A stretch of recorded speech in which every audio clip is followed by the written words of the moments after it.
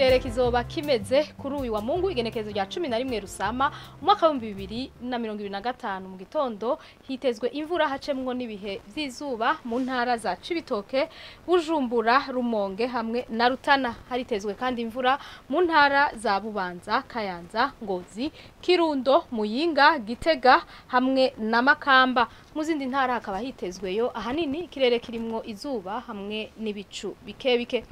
Ahazoba hakanye kurusha handi ni mu ntara za Kayanza, Ngozi hamwe na Bururi, aho ipimo bizoba biri kuri dogere Celsius 13. Ku muhingamo hitezwe imvura mu ntara za Cibitoke, Bubanza, Muramvya, Bujumbura, Rumonge, Mwaro hamwe na Bururi. Mu zindi ntara hakaba hitezweyo ahanini ikirere kirimo izuba n'ibicu bike.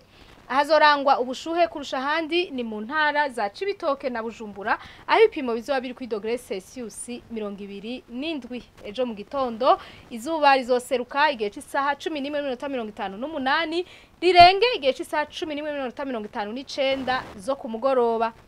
Amakuru atekanye ikirere agarukiye ngaha mwateguwe n'ikigo Ijebu, nayo Nadia Ndayizeye nje nayabashikirije, mwakoze kuyakurikira.